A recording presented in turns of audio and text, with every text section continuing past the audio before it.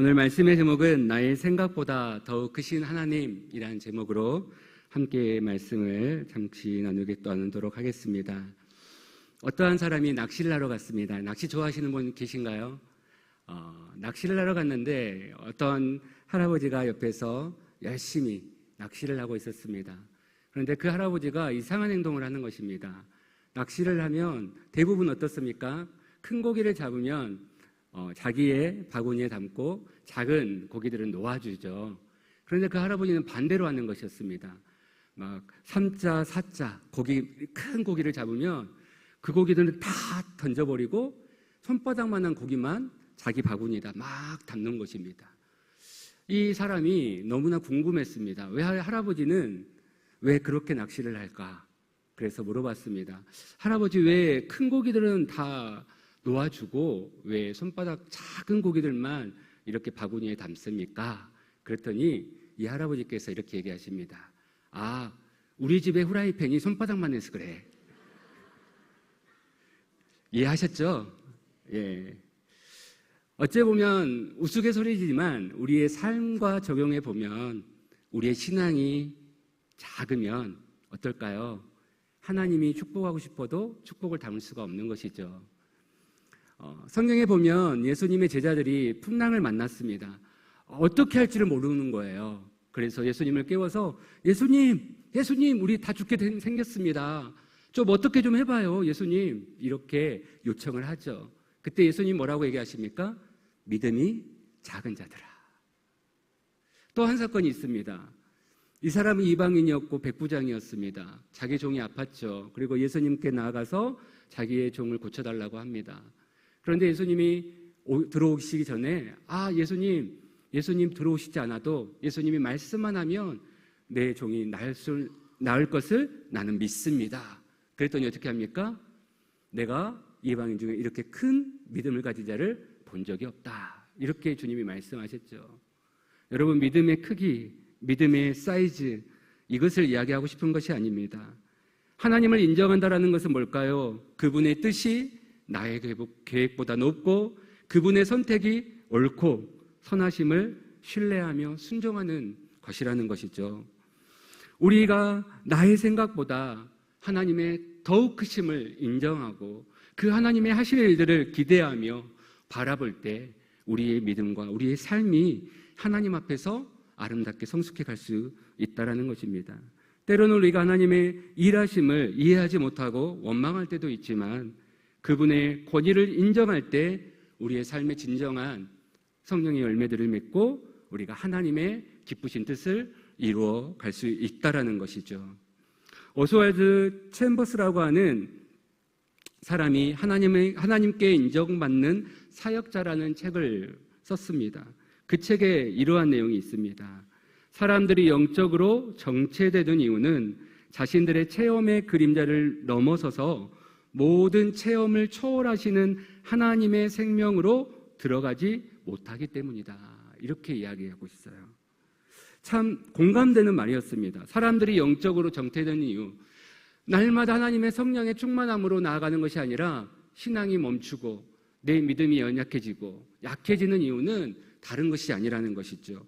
자신들의 체험의 그림자 가운데 계속해서 멈춰 있는 거예요. 나의 경험했던 거, 나의 생각, 내가 가지고 있는 지식, 내가 아는 것들로만 가득 채우다 보니까 하나님이 더욱 크신 일들을 행하고 싶어도 그것을 내가 막아서 버린다는 것이죠.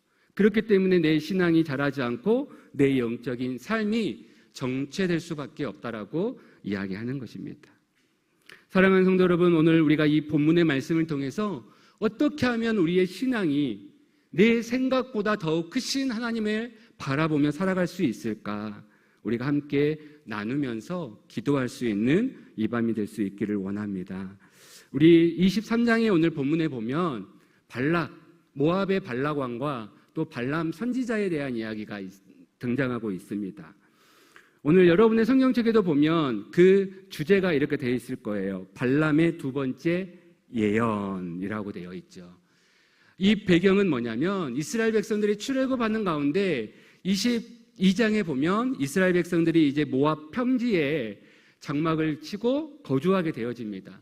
그런데 그 가운데 이스라엘 백성들을 향한 그 당시에 사람들의 시선이 뭐였냐면, 야, 저들은 그 애굽 땅을 나온 자들이야. 그런데 그냥 나온 게 아니라 하나님이, 그들의 신인 하나님이 그들을 통해서 함께 하셨고 홍해를 가르고 홍해를 건넜을 뿐 아니라 그 모든 그들의 발걸음 속에 하나님이 함께 하셔서 역사하시는 그 하나님의 크신 일들을 그들이 알고 있었던 거예요. 그래서 이 발락 왕도 그러한 이스라엘 백성들에 대해서 두려운 마음들이 있었고 또 분주한 마음들이 있었어요. 왜냐하면 자기들과 접경지대 가운데 있었거든요. 그래서 이 발락, 이 왕이 생각해낸 방법이 그 이스라엘의 발람 선지자를 데려다가 그들을 저주하게 하자. 하나님이라고 하는 그 신을 내가 모르지만 그 신의 이름을 갖고 저주하게 해서 저 이스라엘 백성들을 완전히 무너뜨려 버리자. 이렇게 생각을 했던 것이죠. 그래서 그 발람 선지자를 데려오게 되어지고 23장 초반에 그 첫 번째 예언을 하게 했습니다. 그런데 그 가운데 그 첫 번째 그 예언 가운데 자기가 원하는 대답을 얻지 못하자 오늘 우리가 읽은 13절부터 두 번째 제사를 통해서 자기가 원하는 내용들을 듣고자 하는 것이 오늘 본문의 이야기입니다. 오늘 이 본문에 의해서 우리가 첫 번째로 먼저 생각할 것은 내가 나의 생각보다 더욱 크신 하나님을 향하여 우리가 살아가기 위해서는 첫 번째, 우리 띄워주시기 바랍니다. 함께 읽겠습니다. 내 생각을 내려놓고 참된 예배자가 되어야 합니다. 그렇습니다. 우리가 더욱 크신 하나님을 바라보기 위해서는 나의 생각을 내려놓고 참된 예배자의 삶을 우리가 살아야 된다는 것이죠. 조금 전에도 말씀드렸던 것처럼 오늘 본문의 내용은 발락 왕이 두 번째 제사를 지내고 있습니다. 왜 그럴까요? 그가 원했던 것을 얻기 위해서였습니다. 발락 왕의 목적은 단 한 가지였습니다. 바로 이스라엘 백성들을 향한 저주입니다. 저들을 저주하고 저들을 하나님 신이라고 하는 그 이름으로 그들을 멸망시키는 것이었죠. 그 목적을 가지고 오늘 발락 왕은 발람 선지자를 데려왔고 오늘 두 번째 그 제사를 지금 드리고자 하는 것입니다. 그래서 발락 왕은 얻고자 한 것은 이스라엘을 저주하는 것이었고 그런데 발람 선지자가 첫 번째 제사를 드리고 난 후에 이스라엘을 축복했기에 그래서 이대로 멈출 수가 없었습니다. 두 번째 제사를 드리자. 한 번으로는 부족하다. 두 번을 드리면 아마 신이 마음을 열어서 나의 그 마음을 알아줄 거야. 그러고 생각하고 오늘 이 발락 왕은 이렇게 두 번째 제사를 드리는 것이었죠. 그래서 민수기 23장 11절에 보면 이렇게 기록하고 있습니다. 함께 읽겠습니다. 발락이 발람에게 이르되 그대가 어찌 내게 이같이 행하였느냐 나의 원수를 저주하라고 그대를 데려왔거늘 그대가 오히려 축복하였도다. 아멘. 이 말씀이 바로 첫 번째 제사를 끝내고 난 이야기예요. 저주하라고 데려왔는데 발람 선지자가 그들을 저주한 게 아니라 이스라엘 백성들을 축복해버린 거예요. 그러니까 이 발락 왕이 화가 난 거죠. 야, 내가 너를 저주하라고 데려왔는데 너를 축복해? 야, 다시 제사 드려. 그리고 다시 제사를 통해서 내가 원하는 것을 얻어내. 라고 하는 이러한 어떤 마음 깊숙한 생각을 가지고 자기의 생각을 가지고 이 두 번째 제사를 지금 시작하고 있는 것입니다. 무엇입니까? 자기의 목적을 위한 것이죠. 자기의 모든 수단과 방법을 가리지 않고 끝까지 자신의 뜻을 이루기 원했던 사람이 바로 이 발락 왕이었던 것입니다. 그래서 발람 선지자를 오늘 말씀에 보니까 어디로 데려갑니까? 높은 곳으로 데려갑니다. 우리 13절 말씀을 함께 읽어보겠습니다. 시작. 발락이 말하되 나와 함께 그들을 달리 볼 곳으로 가자. 거기서는 그들을 다 보지 못하고 그들의 끝을 보리니 거기서 나를 위하여 그들을 저주하라 하고. 말씀을 띄워주시겠어요? 오늘 말씀해 보니까 발락이 이렇게 얘기하죠. 나와 함께 그들을 달리 볼 곳으로 가자. 그리고 뭡니까? 장소를 바꾸자라는 거예요. 그리고 거기서는 그들을 다 보지 못하고 그들의 끝만 볼 것이다라고 말씀하죠. 그러니까 첫 번째는 그 장소가 아마 모든 백성들이 볼 수 있었던 장소라고 한다면 지금 두 번째 장소는 어디입니까?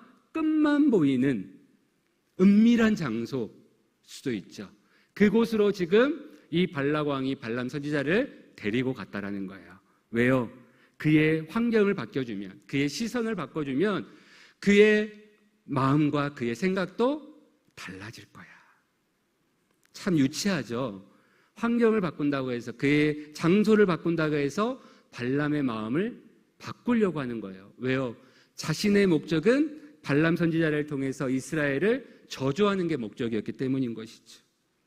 분위기를 바꾸면, 환경을 바꾸면 달라질 거야. 그런데 사랑하는 성도 여러분, 참 우스꽝스러운 이야기지만 저와 여러분의 삶에는 그러한 모습들이 없습니까? 우리가 살아가는 삶 속에도 너무나 많이 우리가 보죠. 분위기를 바꾸면, 환경을 바꾸면 달라질 거야. 우리의 관점을 달리 보면 다르게 우리가 다가설 수 있을 거야. 그렇게 우리는 생각을 합니다. 그래서 정말 자녀에 대한 학업이 뛰어나신 분들은 어떻게 합니까? 그런 환경들을 만들어주죠. 방도 또 그 아이가 공부할 수 있는 배경도 그렇게 바꿔가요.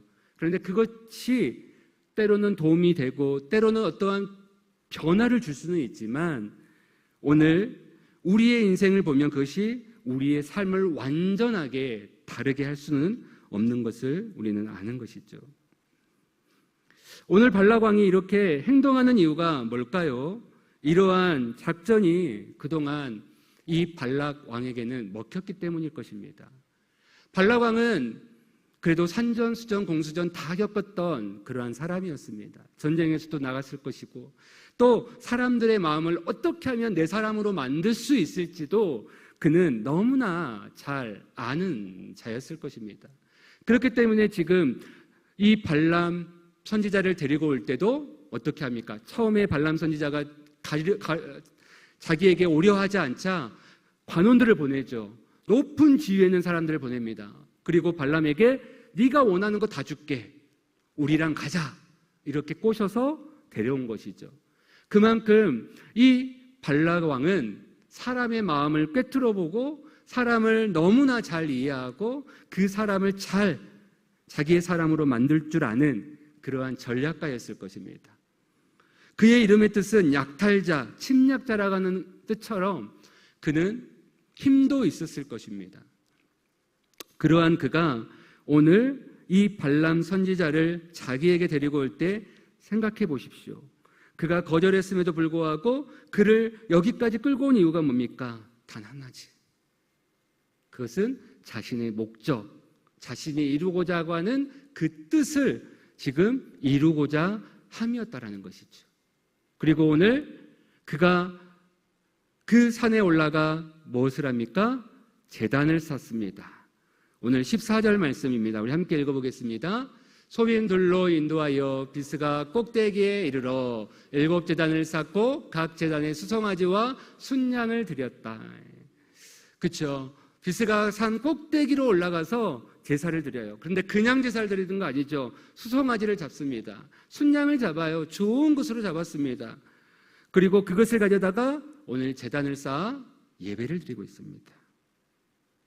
여러분 7 제단을 쌓았어요. 7이라고 수는 완전수죠. 그만큼 오늘 이 발락 왕은 이 제사를 드림에 있어서 소홀하지가 않습니다. 대충 하지 않습니다. 모든 것을 준비하고 최고의 것으로 아마 드렸을 것입니다. 그런데 거기에 담긴 의미가 뭡니까? 나의 뜻이 위한 것이었습니다. 발락 왕은 하나님을 믿지 않았습니다. 하지만 얼마든지 7 제단을 쌓아 올릴 수 있었습니다. 믿지 않음에도 불구하고 수송아지 잡을 수 있고요. 순양 제물로 드릴 수 있습니다. 왜요? 자신의 뜻을 관철하기 위한 것이었습니다. 사랑하는 성도 여러분, 지금 이 발락 왕이 드려지는 예배는 뭘까요? 예배가 아닙니다. 거래입니다. 나의 뜻을 지금 이 제단을 통해서 관철시키기 원한 것입니다. 나의 생각을 드러내기 원한 것이었습니다. 우리는 기억해야 합니다. 예배가 뭘까요? 예배란 하나님이 하나님 되심을 인정하고 고백하는 것입니다. 하나님께서 주인 되심을 인정하고 엎드려 하나님을 경배하는 것입니다. 그런데 발락 왕은 지금 하나님을 믿지 않았습니다. 그러면서도 7제단을 쌓고 수송아지와 순양을 제물로 드리고 있다라는 것이죠. 왜요? 하나님의 뜻을 구하기 위해서가 아닙니다. 하나님의 뜻을 찾기 위해서가 아닙니다. 하나님의 마음을 알기 위해서가 아닙니다. 그의 마음속에는 단 하나, 자신의 뜻을 관철하고 자신의 뜻을 이루기 위한 목적으로 하나님 앞에 제단을 쌓고 있다라는 것입니다. 발락 왕의 뜻은 너무나도 분명합니다. 13절의 하반절에 보면 이렇게 얘기하죠. 거기서 나를 위하여 이스라엘을 저주하라. 나를 위하여 이스라엘을 저주하라. 이것이 발락 왕의 목적이었고 그가 제단을 쌓은 이유였던 것입니다. 사랑하는 성도 여러분, 하나님과 우리 거래하지 맙시다. 하나님과 타협하지 맙시다. 하나님께 온전히 예배자로 섭시다. 나의 생각보다 더욱 크신 하나님, 그 하나님 앞에 우리가 나아가기 위해서는 나의 생각을 내려놓고 참된 예배자로 하나님 앞에 우리가 서야 될 것입니다. 오늘 우리가 비를 뚫고 나왔습니다. 이 기도의 자리, 이 자리가 하나님께서 하나님 되심을 인정하고 하나님의 그 마음을 우리가 알아 하나님의 마음을 우리가 이루어 갈 수 있는 그러한 예배가 될 수 있기를 원합니다. 하나님을 인정할 뿐 아니라 하나님의 인도하심을 구하며 우리의 삶 속에 더욱 크게 일하실 하나님을 우리가 바라보는 이 예배가 될 수 있기를 축복합니다. 두 번째로 우리가 나의 생각을 내놓고 더욱 크신 하나님을 바라보기 위해서는요, 우리 함께 읽겠습니다. 내 생각을 내려놓고 말씀을 들어야 합니다. 그렇습니다. 나의 생각을 내려놓고 하나님의 말씀을 들어야 합니다. 우리 18절 말씀을 함께 읽어보겠습니다. 발람이 예언하여 이르기를 발락이여 일어나 들을지어다. 10네. 오늘 말씀해 보니까 뭘 말씀하고 있습니까? 들으라를 두 번이나 얘기하고 있죠. 일어나 들어라. 자세히 들어라. 왜 들으라는 말씀을 두 번이나 할까요, 여러분? 발락 왕이 듣지 않기 때문인 것이죠. 들으라는 것이죠. 뭘요? 하나님의 말씀을요. 하나님의 마음을 들으라는 것이죠. 너의 생각이 아니라 하나님의 말씀 앞에서 하나님의 마음을 봐야 된다는 것이죠. 발람 선지자가 아무리 많은 말을 해도 또한 아무리 옳은 말을 해도 발락 왕은 듣지 않았습니다. 왜요? 자신이 듣고자 하는 답이 있었거든요. 그러니 들리지 않는다라는 것이죠. 경청이라는 책이 한때 참 많이 나왔었습니다. 경청이라는 책에 이러한 내용이 있더라고요. 사람은 누구나 자기 속마음을 이해받고 싶어한다. 그러나 대부분의 사람들은 들어줄 준비가 되어 있지 않다. 그렇죠? 대부분 자기의 마음을 이해해 주기 원하지 다른 사람의 마음을 들어줄 그러한 여유가 대부분 사람들에게는 없다라는 것이죠. 경청은 뭘까요? 경청은 기울어질 경, 들을 청, 귀를 기울여서 그 사람의 소리를 듣는 것이죠. 그런데 여러분, 내 마음에 답이 있으면 어떨까요? 옆 사람의 소리가 그 사람의 마음이 들리지 않는 것이죠. 발락 왕의 마음이 그랬습니다. 제사를 드리고 있습니다. 순양을 잡고요, 수송아지를 잡았습니다. 그러면 어떻게 해야 될까요? 하나님께 마음을 열어 하나님의 음성을 들으려고 해야 되죠. 그런데 그에게는 하나님의 말씀을 들으려고 하는 마음이 없습니다. 왜냐하면 내 안에 이미 답이 있기 때문입니다. 내가 이미 답을 가지고 있습니다. 그리고 듣는 척합니다. 그러면 들릴까요? 안 들린다라는 것이죠. 제가 전에 사역을 하면서 청년들이 저에게 이러한 상담을 좀 해온 적이 있습니다. 그런데 그 여러 번의 상담들을 듣고 또 나누고 이렇게 교제를 하면서 제가 가졌던 저만의 결론이 있었습니다. 대부분 그 질문을 할 때, 그 어떠한 상담을 해올 때 이미 그 사람의 마음속에는 답이 있어요. 자기의 답을 가지고 나에게 물어오는 것입니다. 그 이유가 뭘까요, 여러분? 나의 생각에 동조해 주십시오. 조금 나애가 가지고 있는 이 생각에 힘을 불어넣어 주십시오. 라고 하는 의미가 있는 것이죠. 여러분, 우리가 누군가의 이야기를 들으려고 한다면 먼저 뭐가 필요할까요? 내 안에 있는 답을 내려놓아야 됩니다. 그리고 그 사람의 마음과 그 사람의 생각들을 우리가 온전히 기울여 들어줘야 되는 것이죠. 그것이 경청인 것이죠. 하나님 앞에 우리가 나올 때 우리의 생각과 우리의 마음에 답이 있다면 여러분 어떨까요? 더욱 크신 하나님은 보이지 않습니다. 하나님의 말씀 안 들립니다. 나의 생각을 내려놓고 하나님의 말씀에 들어야 더욱 크신 하나님이 그제서야 보입니다.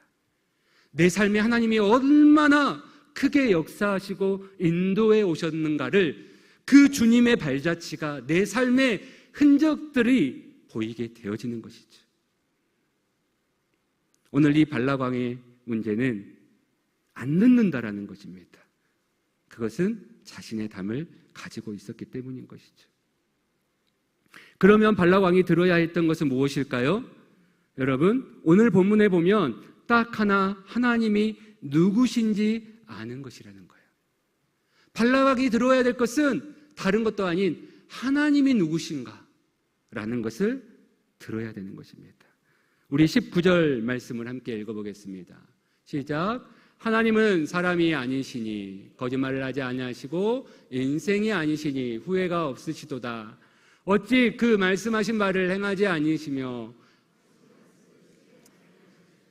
아멘. 뭐라고 시작합니까? 하나님은 사람이 아니시니. 발람왕에게 말씀하신 거예요. 하나님은 사람이 아니시다. 이것은 뭐죠? 나 너와 달라.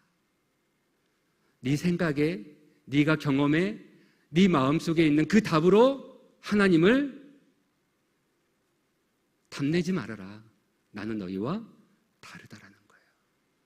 여러분, 우리는 나의 생각의 틀에, 나의 경험의 틀에 하나님을 가둬놓고 하나님께 답을 요구해요. 그런데 거기선 답을 얻을 수가 없어요. 나의 생각과 나의 가지고 있는 모든 나의 경험들이 깨어질 때, 하나님을 온전하심을 우리가 바라볼 때, 인정할 때, 그 말씀을 들을 때 우리에게 그 하나님의 크심이 보이는 것이죠. 발락왕은 본인이 거짓말하고 본인이 후회했고요. 그가 말했던 것도 행하지 않는 그러한 자였습니다. 하지만 오늘 하나님이 뭐라고 말씀합니까? 19절부터 23절까지 하나님의 행하신 일들을 이야기를 합니다. 그 말씀들을 간단하게 보면요, 오늘 20절에는 그가 주신 복을 내가 돌이키지 아니하리라. 그렇죠? 내가 축복할 것을 받았으니 그가 주신 복을 내가 돌이키지 아니하리라. 하나님이 그들의 백성들을 축복해 주셨다라는 거예요. 그러면서 21절 우리 함께 읽어보겠습니다. 21절입니다. 함께 있습니다. 야곱의 허물을 보지 아니하시며 이스라엘의 반역을 보지 아니하시는도다. 여호와 그들의 하나님이 그들과 함께 계시니 왕을 부르는 소리가 그 중에 있도다. 그렇죠? 허물을 보지 아니하신다. 반역을 보지 아니하신다라는 것이죠. 허물은 뭘까요, 여러분? 허물을 단어의 뜻을 보면요, 슬픔이라는 뜻이에요. 불행이라는 뜻이죠. 하나님은 이스라엘 백성들의 슬픔과 불행을 보지 아니하신다라는 거예요. 반역이라고 하는 의미는 무거운 노동, 고역이라는 뜻이죠. 그러니까 오늘 본문의 말씀에 야곱의 허물을 보지 아니하시고 이스라엘의 반역을 보지 아니하신다라는 것은 결국은 뭡니까? 그들의 슬픔과 그들의 고역, 다시 말하면 출애굽에 있었던 그들의 인생, 정말 소망이 없고 희망이 없었던 그들을 그냥 놔두시지 않고 여호와 그들의 하나님이 그들과 함께 계셔서 왕을 부르는 소리가 그 중에 있도다. 이 말은 뭡니까? 그 이스라엘 백성들, 출애굽 애굽의 종살이로 있었던 이스라엘 백성들을 향한 하나님이 그들의 왕이 되어 주셨고 그들의 주관자가 되어 주셔서 그들을 슬픔 가운데 놓아주시지 아니하시고 그들을 고욕 가운데 놓아주시지 아니하시고 그들을 구원하시는 하나님을 오늘 말씀하고 있는 것이죠. 그러면서 22절에 뭐라고 합니까? 하나님이 그들을 애굽에서 인도하여 내셨으니 그의 힘이 들소와 같도다. 하나님이 그만큼 놀라운 크심을 이야기하고 있다라는 거예요. 그러니까 지금 발락 왕에게 발람 선지자가 하나님에 대해서 이야기하는 거예요. 하나님의 크심을 네가 이해해라. 봐라. 네가 하나님을 바라봐야 된다. 너의 생각을 내려놓고 하나님을 보는 것이 그것이 네가 사는 길이다라는 것을 오늘 말씀하는 것입니다. 그러면서 오늘 이 발락 왕에게 하나님에 대해서 이야기를 합니다. 그러자 이 발락 왕이 어떻게 합니까? 주춤해요. 마음이 잠깐 멈춥니다. 그리고 어떻게 이야기하는지 아십니까? 우리 25절 말씀을 보겠습니다. 시작. 발락이 발람에게 이르되 그들을 저주하지도 말고 축복하지도 말라. 처음에는 어떤 답을 가지고 있었죠? 저주해. 이거 하나밖에 없었어요, 발락은. 그런데 어떻게 바뀌었습니까? 하나님이 어떠한 분인가를 이야기를 들으니까 놀란 거예요. 하나님이 정말 무서우신 분이구나. 그런데 크신 분이시구나 그것을 듣는 순간 이 발락 왕이 하나님 앞에 엎드리는 게 아니라 야, 저주도 하지 말고 축복도 하지 마. 여러분이 이 말이 어떤 말입니까? 내가 원하는 대답을 나는 들을 수 없지만 그렇다고 해서 이스라엘을 축복하는 것도 나는 원하지 않아.